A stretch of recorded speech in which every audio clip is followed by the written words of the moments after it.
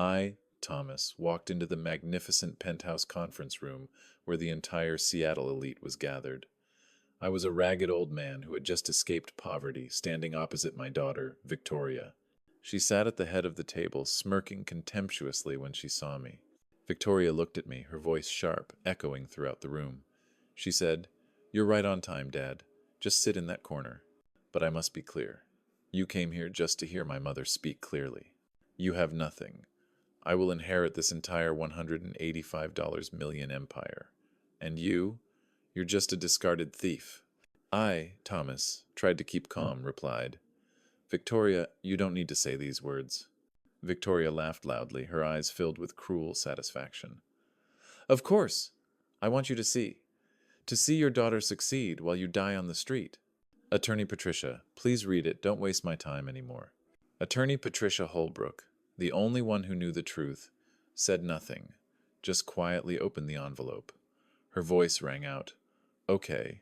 The official will clearly states, Victoria Brennan's inheritance is $25. Victoria was completely stunned. The smile on her lips faded. The attorney continued, "And the entire remaining assets, including $185 million, belong to Thomas Brennan." Victoria's face froze. She looked at me, then at the attorney, and shouted, "What?" I guess 99% of you will hear this, sigh and scroll past, not clicking like or subscribe. Even if it only takes a second, what time is it for you? And where are you listening? I'm Thomas, 65, and I live like a ghost in the heart of America. My apartment is in San Francisco's Tenderloin, where the pungent smell of urine mingles with the musty odor that clings to every grain of rotting wood. The only window looks out onto a dark alley, where police sirens blare like a never-ending soundtrack to this miserable existence. Every morning I wake up not to the sun, but to the grunting cough of the junkie next door. I rummage through my wallet, counting every coin. A quarter, 2 dimes, 3 pennies, just enough for $2 to buy a loaf of bread at the corner convenience store. My meager Social Security check barely covers the rent on this shanty town. If I miss a day, I'll be out on the streets, and my next destination will probably be some cheap Motel 6 on the highway, or worse, under a bridge. My job was as a night watchman at a junkyard on the outskirts of Oakland. That night, the young, acne-ridden manager yelled at me again because I forgot to lock a side gate. "Hey, old man, if there's a next time, pack your bags. I hired you to guard, not to sleep."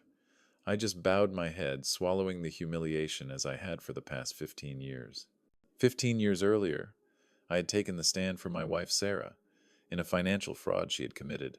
I did it to protect her burgeoning career, to give our daughter Victoria a bright future, without the stigma of having a mother in prison. I had lost everything, my reputation, my career, and my family.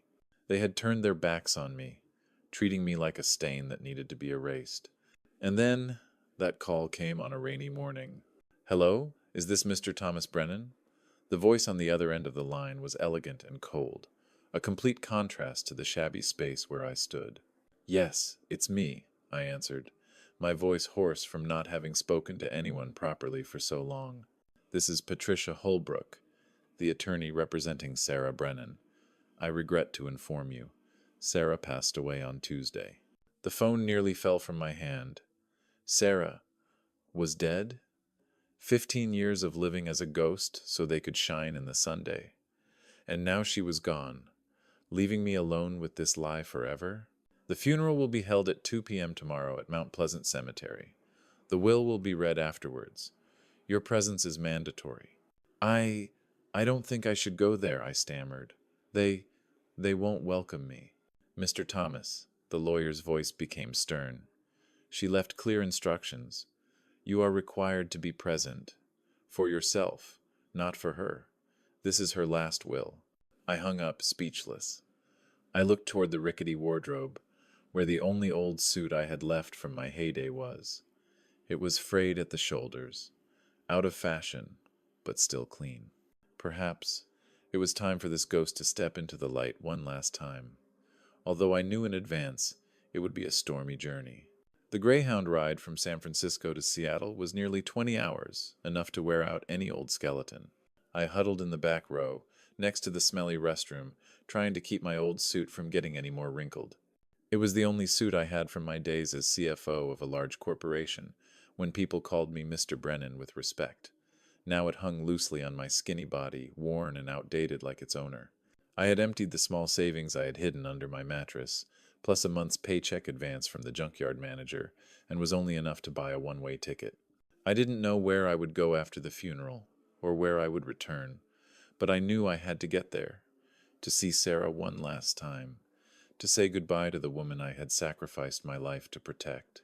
Lakeview Cemetery is located on Capitol Hill, the resting place of Seattle's richest and most powerful. The white marble tombs, the rows of meticulously trimmed ancient trees, all exude luxury and aloofness. I stepped off the bus, lost in the line of shiny luxury cars that were lining up to enter the main gate.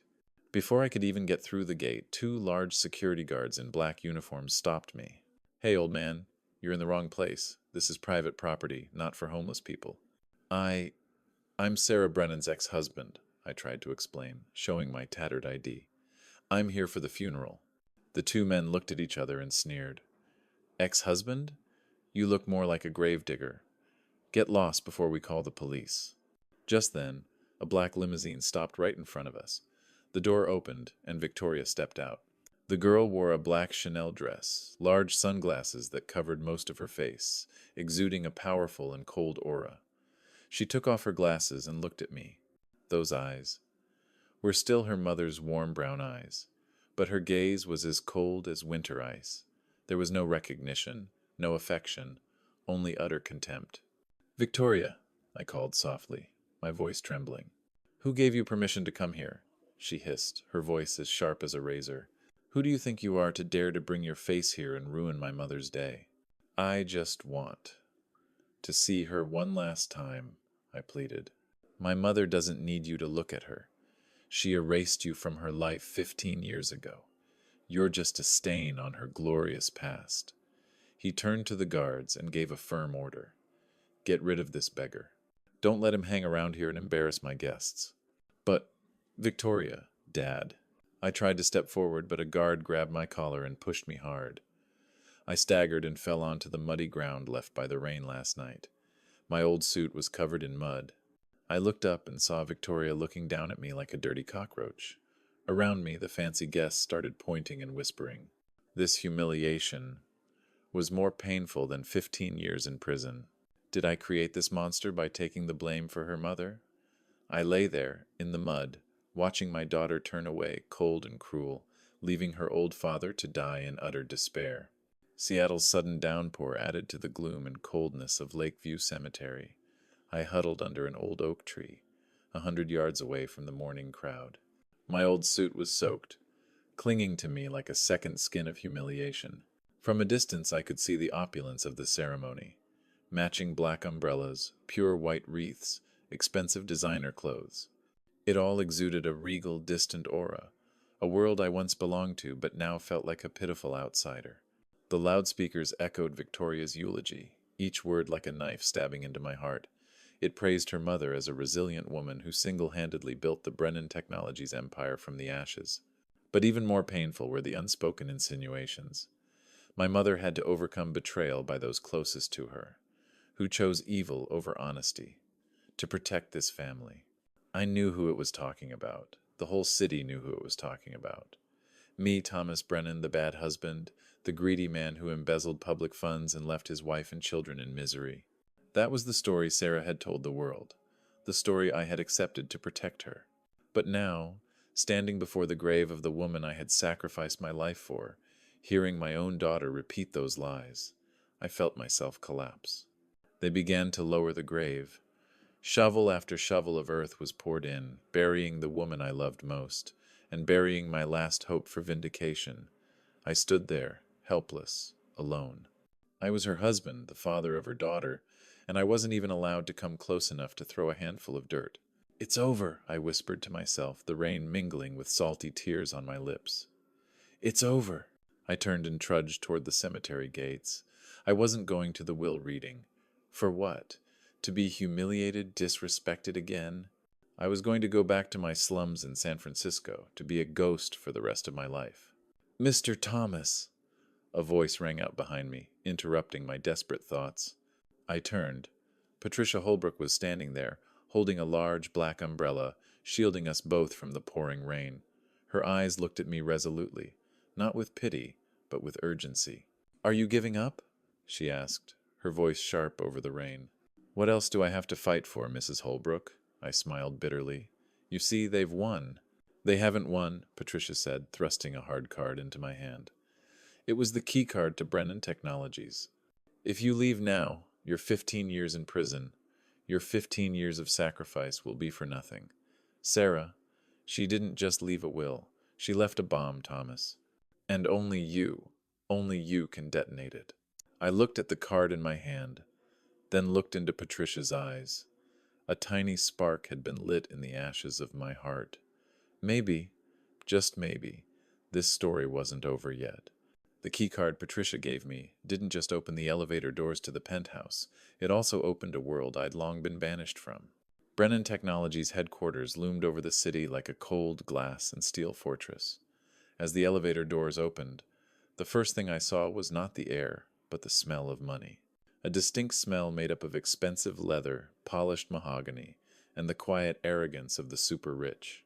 I walked into the boardroom where the will was being read. The room was large, with floor-to-ceiling windows overlooking the gray skyline of the city. In the middle of the room was a long, polished ebony table, where the financial sharks Saturday. They were people who had once been my colleagues, even my subordinates, and now they looked at me as if I were some strange creature who had strayed into their luxurious party. Victoria sat at the head of the table, in the chair. He wore a crisp white suit, a stark contrast to my disheveled, rain-soaked appearance. Beside him was Richard, his young fiancé, a prominent Wall Street stockbroker with a perpetual smile. My presence silenced the room. Richard was the one to break the silence with a snort.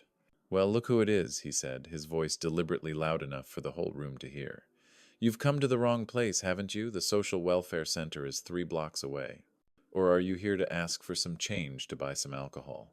I clenched my fists under my old suit. My nails dug into my palms painfully. I wanted to scream, to smash that arrogant expression, but I held back. I wasn't here to cause trouble. Let him in, Victoria said. Her voice was colder than the rain outside. She didn't even look at me, just gave a vague order. I want him to sit there. I want him to see with his own eyes that I get everything he tried to steal from this family 15 years ago, to show him that in the end, a traitor gets nothing but contempt. I quietly pulled up a chair at the farthest corner of the table, far away from the upper-class crowd. I sat down, feeling like a death row inmate awaiting a known verdict. This room, it reeked of hostility so much it made me nauseous. I put my hands on my knees under the table, trying to keep them from shaking. Not out of fear, but out of anger. Anger was boiling in my veins, ready to explode. The heavy wooden door opened again. Patricia Holbrook entered, breaking the stifling atmosphere. She didn't look at anyone, walked straight to the seat opposite Victoria, and opened her expensive crocodile skin briefcase. All eyes were on the old lawyer. Shall we begin? Patricia asked, her voice even, professional but cold. Victoria nodded, tapping her manicured fingers on the table. Go ahead, Patricia. Don't waste everyone's time. We all know the outcome. Patricia slowly pulled out a thick file, the official will. But then she did something that made the room hold its breath. She reached into her briefcase again and pulled out another dark red envelope, carefully sealed with red wax and stamped with Sarah's personal seal. Victoria frowned, leaning forward, the confidence on her face wavering. What's that? My mother didn't say anything about letters. Patricia placed the envelope on the table, neatly beside the will, then looked up at Victoria. This is Sarah Brennan's codicil, she said, each word as clear as a judge's gavel. It was required to be announced before the official reading of the will, and I trust you will want to hear it carefully. Patricia cleared her throat, the sound echoing dryly in the dead silence. She began reading the first lines of the will, her voice flat and emotionless, like a machine performing a task. The small bequests were announced first, like bland appetizers before the main meal. $50,000 to the old housekeeper who had served the family for over 30 years. $100,000 to Sarah's parents' scholarship fund at Stanford University. $25,000 to the local Animal Protection Society. Victoria sat at the head of the table, tapping her manicured fingers on the polished ebony. Her patience was wearing thin. Every name that wasn't hers made her wince. She didn't care about these petty numbers. She was waiting for the big fish, the $185 million fortune that everyone knew was hers. When Patricia read the donation to the shelter, Victoria burst out laughing. A bitter, mocking laugh broke out in the solemn silence. She turned to look at me, her eyes gleaming with cruel triumph. "See, Dad?" she said, her voice undisguised with sarcasm, echoing throughout the large room. "Even the stray cats on the street get more attention from Mom than you do. What do you think you'll get after today? An apology? Or a consolation check so you can buy a new suit to replace that rag you're wearing? Dream on, old man. You'll get nothing. Completely empty. Just like the day you walked out of our lives." Richard, sitting next to her, chuckled. The other board members exchanged glances, embarrassed, but no one dared to speak up. They all knew who held the real power here. I remained silent, my hands clasped together under the table.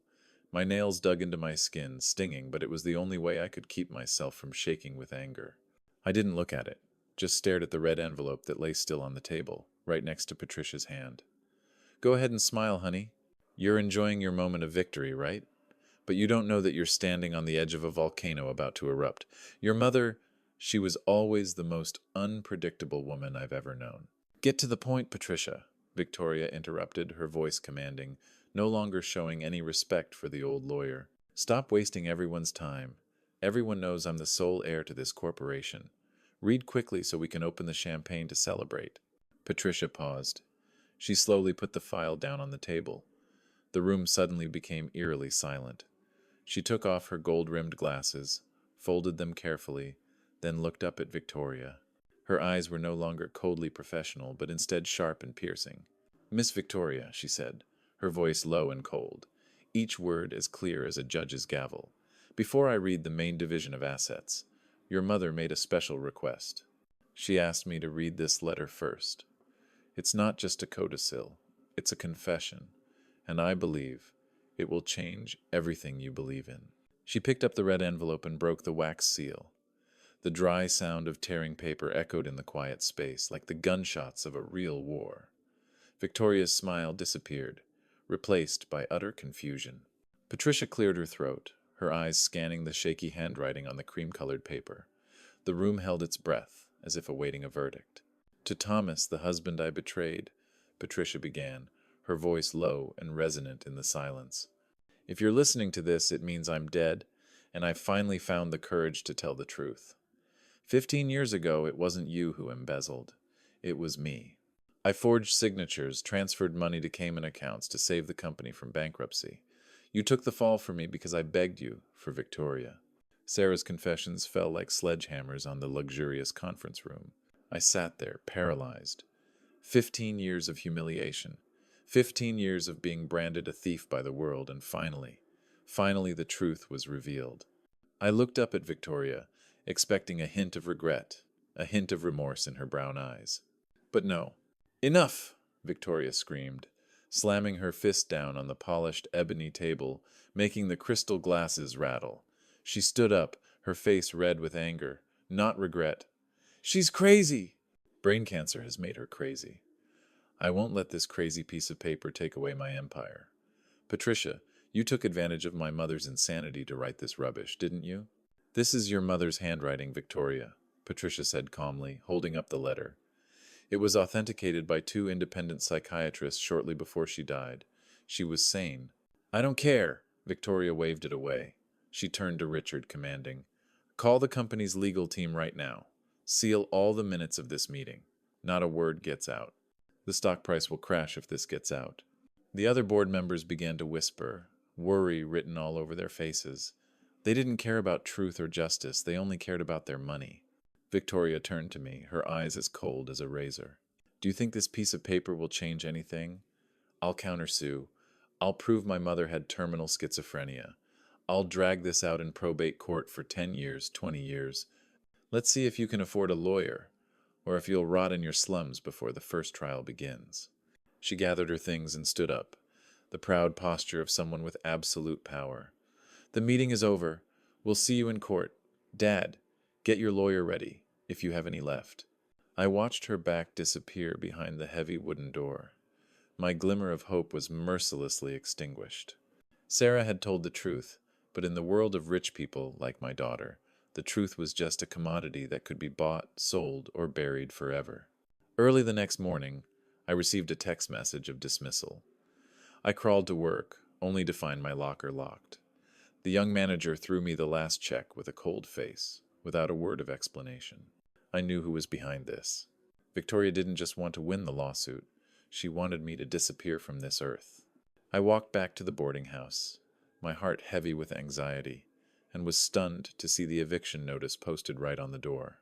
The boarding house manager looked at me with concern, stammering, "Sorry, Mr. Thomas, the new owner wants to clear the premises urgently. You have 24 hours to move out. 24 hours!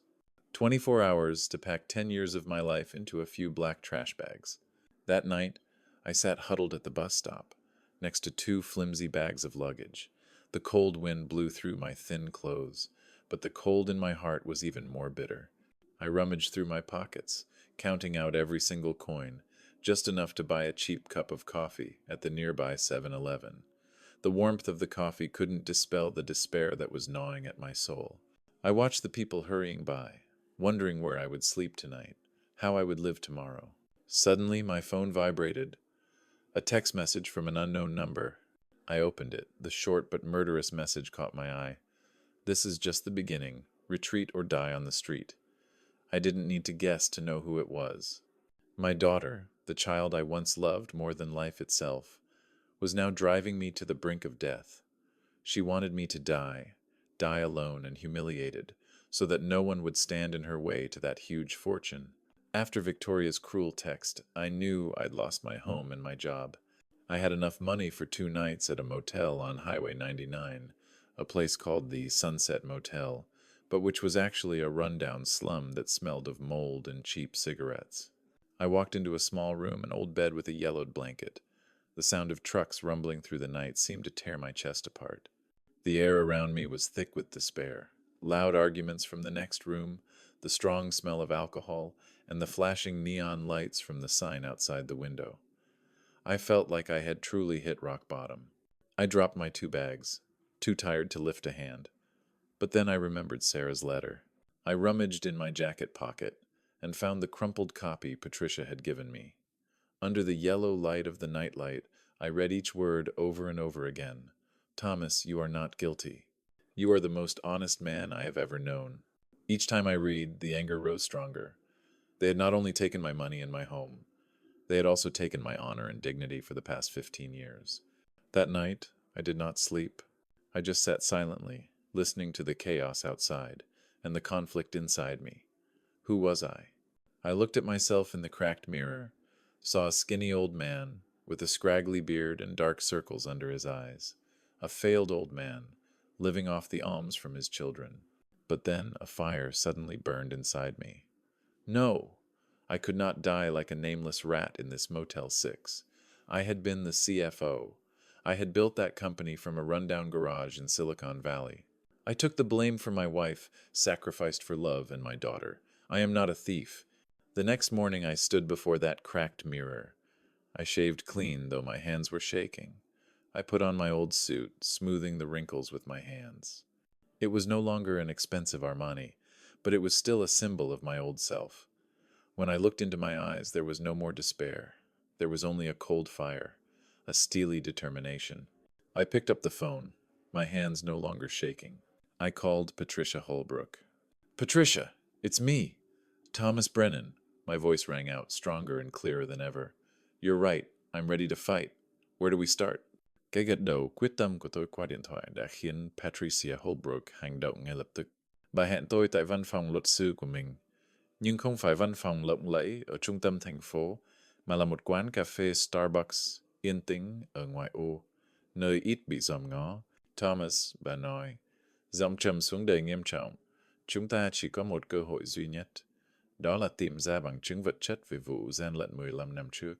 Lá thư thú tội của Sarah là một lời nói, Nhưng tòa án cần những con số, những chứng từ chuyển khoản. Chúng ta sẽ bắt đầu từ đâu? Tôi nhớ lại bức thư.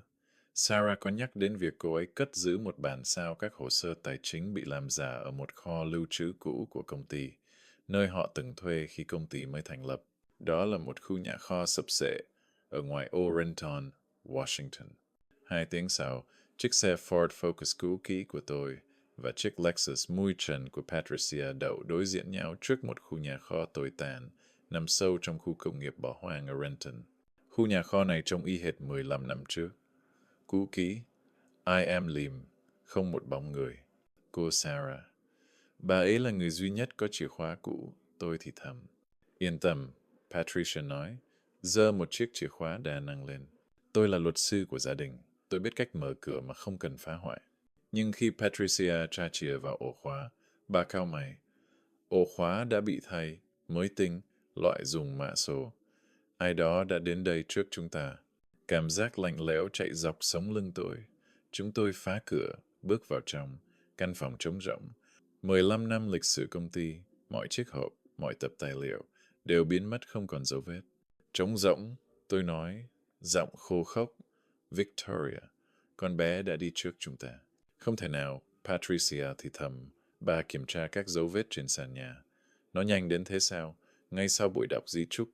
Đúng lúc đó, điện thoại của tôi rung lên. Là một số lạ. Tôi mở tin nhắn ra xem, và trái tim tôi như bị bóp nghẹt. Đó là một bức ảnh. Cảnh một chiếc lò sưởi kiểu cổ đang cháy rực trong một căn phòng sang trọng. Trên ngọn lửa, một đống tài liệu đang cháy dở, ngọn lửa liếm láp những góc giấy màu vàng. Kèm theo bức ảnh là một dòng tin nhắn tàn nhẫn. Bố đang tìm cái này phải không? Ấm áp thật. Cơn giận dữ dâng lên đến cực điểm. Nước mắt tôi chảy ra, không phải vì buồn, mà vì sự phẫn uất tột cùng. Nó đốt sạch, tôi nói, tay run rẩy đưa điện thoại cho Patricia. Ký ức, bằng chứng, sự thật. Nó sẵn sàng thiêu rụi cả quá khứ để bảo vệ ngai vàng của mình. Tôi nhận ra mình đang đối đầu với một con quỷ thực sự, không còn chút tình người nào. Patricia nhìn bức ảnh, khuôn mặt bà đanh lại vì giận dữ. Bà cố gắng bình tĩnh phóng to bức ảnh trên màn hình điện thoại của tôi. Đợi đã, Thomas, bà đột nhiên thốt lên. Giọng bà chứa đựng một tia hy vọng mong manh, một tia sáng yếu ớt trong bóng tối. Nhìn kỹ góc dưới cùng bên phải của ngọn lửa này. Có một góc tài liệu chưa cháy hết. Logo này. Tôi nhận ra nó. Đó là logo cũ của ngân hàng cộng đồng Liberty Mutual. Ngân hàng đó đã đóng cửa 10 năm trước rồi. Manh mối bị hủy, nhưng lại để lộ một dấu vết khác. Một manh mối bị chôn vùi trong quá khứ. Mọi thứ tưởng chừng đã kết thúc, nhưng câu chuyện lại vừa được viết tiếp theo một hướng hoàn toàn bất ngờ. The old Liberty Mutual Community Bank logo on the burned photograph was the only clue left, a faint glimmer in the darkness. Patricia used every old connection to find someone, and finally, she found someone related. Thomas. I've contacted Margaret, Patricia said, her voice low. Margaret Olson, Sarah's personal secretary of 30 years. She was also a victim of Victoria. We decided to meet at a cheap diner on the edge of town, a place Victoria, with her high-class spending habits, would never set foot in. When I entered, Margaret was already sitting at a small table, holding a cold cup of coffee. She looked older than I expected, her hair white, her face deeply lined with time and worry. Thomas, she whispered, her voice trembling, I can't believe I'm seeing you here. I sat down across from her, a sense of sympathy rising within me. Margaret, the devoted secretary, always loyal to Sarah. I had thought she had retired to a comfortable life after 30 years of service. Are you okay, Margaret? I asked. She smiled sadly, a bitter smile. Are you okay? When Victoria took over, she cleaned up. She fired me the day I was supposed to have surgery, cut off my health insurance. She wanted me gone, like I was some old useless thing. What did Victoria do? I gritted my teeth. She wasn't just cruel to me, she was cruel to everyone her mother had ever loved. And worse, Margaret whispered, her head bowed as if afraid someone might hear. Mistress Sarah. She didn't trust Victoria. She knew what she was going to do. Before she died, she secretly sent a copy of the fraudulent file, not just the letter. She put it in a safe deposit box at the old branch of Liberty Mutual Community Bank, the one you see the logo in the picture. She did it as a precaution. My small ray of hope suddenly flared into a flame. Evidence! The physical evidence the court needed. Sarah was prepared to make amends. Do you have the key, Margaret? I do. Sarah gave it to me and told me to keep it safe. She reached into her old handbag and pulled out a small, worn key. I'll testify, mister. Thomas, she said, her eyes firm but her voice trembling with fear, but if she finds out I met you, she'll kill me. I held her hand tightly. We'll move quickly. Victoria won't have time to react. You're my only ally, Margaret. I promise to protect you. But deep down, I knew that promise was fragile. Victoria had shown she would stop at nothing. And now, we held in our hands the key to the truth, and also the key to extreme danger. Ánh nắng Seattle buổi sáng xuyên qua những ô cửa sổ kính cũ kỹ của Ngân hàng Cộng đồng Liberty Mutual. Đây là một chi nhánh ngân hàng kiểu cũ, uy nghiêm và tĩnh lặng, với trần nhà cao, sàn đá cẩm thạch và những ô cửa sắt cổ điển dẫn vào khu vực két an toàn. Chính tại nơi này, Sarah đã gửi gắm niềm hy vọng cuối cùng của tôi. Tôi và bà Margaret đi thẳng vào, lòng đầy hồi hộp. Tôi mặc lại bộ vest cũ, còn bà Margaret run rẩy giữ chặt chiếc chìa khóa két. Khu vực két sắt lạnh lẽo, chỉ có duy nhất một nhân viên trực. Chúng tôi muốn mở hộp ký gửi số 407, tôi nói. Cố giữ giọng bình tĩnh. Bà Margaret tay run rẩy, chia chiếc chìa khóa cũ ra. Nụ cười gượng gạo của nhân viên ngân hàng tắt hẳn khi anh ta kiểm tra máy tính. Xin lỗi thưa bà, anh ta nói. Giọng lạnh lùng và chuyên nghiệp, hộp ký gửi này đã bị niêm phong theo lệnh tòa án vào lúc 8 giờ 15 phút sáng nay. Cái gì cơ? Tôi gần như hét lên, niêm phong. Ai? Ai đã yêu cầu? Người yêu cầu là cô Victoria Brennan, anh ta trả lời. Ánh mắt đầy vẻ ái ngại. Luật sư của cô ấy đã gửi fax lệnh niêm phong trực tiếp từ văn phòng thẩm phán tòa án di trúc. Mọi tài sản liên quan đến bà Sarah Brennan hiện đang bị đóng băng cho đến khi vụ kiện được giải quyết. Tôi cảm thấy một luồng khí lạnh chạy dọc sống lưng. Victoria, nó không chỉ mạnh, nó còn rất nhanh, nhanh hơn cả sự sợ hãi của tôi. Trong khi tôi còn đang vật lộn với những suy tính về tiền bạc và luật pháp, nó đã ra đòn tấn công bằng quyền lực tuyệt đối. Tiếng két sắt đóng lại nghe như tiếng súng. Victoria luôn đi trước tôi một bước. Đồng tiền của nó mua được tốc độ, còn sự thật của tôi thì đang đi bộ. Bà Margaret lắp bắp, khuôn mặt trắng bệch. Không thể nào, nó đã biết chúng ta sẽ đến sao. Đúng lúc đó, điện thoại của bà Margaret rung lên, một số lạ. Bà ấy nhìn tôi, ánh mắt đầy sợ hãi rồi miễn cưỡng nghe máy. Tôi nghe rõ giọng nói sắc lạnh của Victoria vọng ra từ đầu dây bên kia. Bà Margaret, bà nghĩ tôi không theo dõi các khoản lương hưu cũ sao? Bà già, bà đang chơi một trò chơi rất nguy hiểm đấy. Bà Margaret thay mặt, thay bà giữ điện thoại run bần bật. Bà nhìn tôi, ánh mắt khẩn cầu. Chọn đi. Margaret, Victoria rít lên, im lặng và giữ bảo hiểm y tế, hoặc giúp lão già ăn cắp đó và chết già trong viện dưỡng lão công cộng. Quyết định đi. Bà ấy cúp máy. Bà ấy nhìn tôi, nước mắt bắt đầu chảy dài. Tôi biết mình đã đẩy người phụ nữ này vào chân tường. Bảo hiểm y tế, một nỗi lo sinh tử có thật ở đất nước này, thứ mà Victoria đã dùng làm vũ khí. Tôi xin lỗi, Thomas. Bà ấy lắp bắp, lùi lại 2 bước. Tôi không thể. Tôi bị tiểu đường, tôi cần insulin. Tôi không thể đấu lại cô ta. Hộp ký gửi bị niêm phong, và người đồng minh duy nhất của tôi cũng vừa gục ngã. Tôi đứng một mình giữa sảnh ngân hàng lạnh lẽo, biết rằng mình đã bị đẩy vào hiểm cảnh tột cùng. The morning Seattle sun slanted through the old glass windows of Liberty Mutual Community Bank, but it did little to dispel the chill in the safe deposit box area. It was an old-fashioned bank branch, solemn and quiet, with high ceilings, marble floors, and classic iron doors. It was here that Margaret and I had staked all our hopes. We'd like to open deposit box 407, I said, trying to keep my voice calm. Margaret, her hands shaking, held out the old key. The teller's forced smile faded as he checked his computer. Excuse me, ma'am, he said, his voice cold and professional. This deposit box was sealed by court order at 8:15 this morning. What? I almost shouted. Sealed? Who requested it? It was Victoria Brennan, he replied, his eyes full of concern. Her lawyer faxed a sealing order directly from the probate court. All assets related to Sarah Brennan are currently frozen until the case is resolved. I felt a chill run down my spine. Victoria! The sound of the safe closing sounded like a gunshot. She was always one step ahead of me. Her money bought the speed of the law, while my truth was walking. At that moment, Margaret's phone rang. An unknown number. She looked at me, her eyes pleading, then reluctantly picked up. Victoria's sharp voice came from the other end, loud enough for me to hear every word. Margaret, you think I don't keep track of old pensions? You're playing a very dangerous game. She paled, her hand holding the phone shaking. She had diabetes, I remembered. Victoria knew that. She was using other people's lives as hostages. Choose, Margaret, Victoria hissed inhumanly. Be quiet and keep your health insurance, or help that old thief die in a public nursing home. Decide. She hung up. She looked at me, tears beginning to flow, tears of utter despair and fear. I'm sorry, Mr. Thomas, she stammered, her voice choking. She placed the useless key in my hand. I'm diabetic. I need insulin. I can't fight her.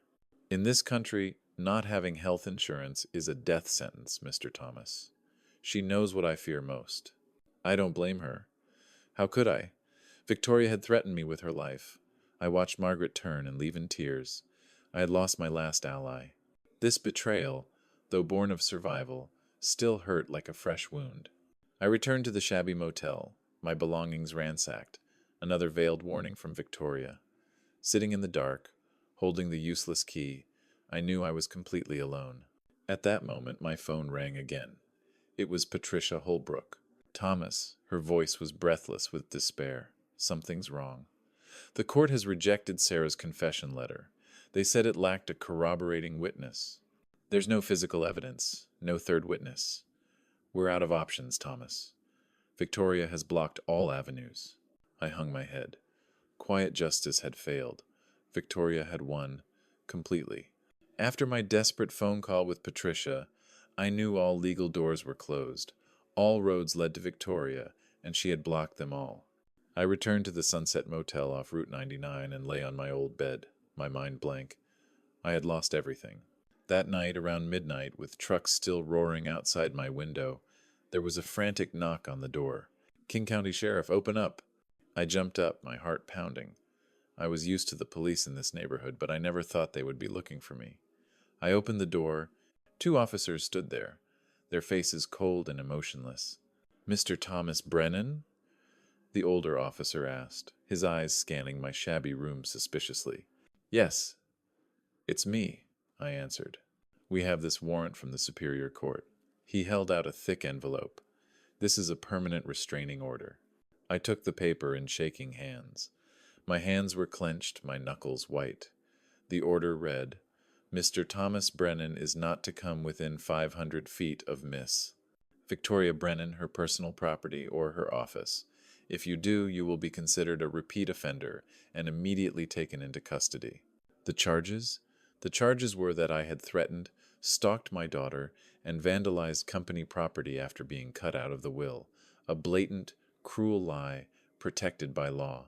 Do you understand this, Mr. Brennan? The officer asked. I understand, I whispered, my throat tightening. Good. Keep your distance. Don't linger. They turned and walked away. I slammed the door shut, leaned against the old door, and inhaled the hot, humid, cigarette-scented air of the room. I felt chained. It had made me the harasser, me, her father, the one who had sacrificed my life for her. Now, if I even came near her, near the company Sarah and I had founded, to say a word, I would be a criminal again. I slumped down on the edge of the bed, looking at the restraining order like it was a new death sentence. Victoria didn't just want me to be left empty-handed. She wanted me locked up, never to have a chance to tell the truth.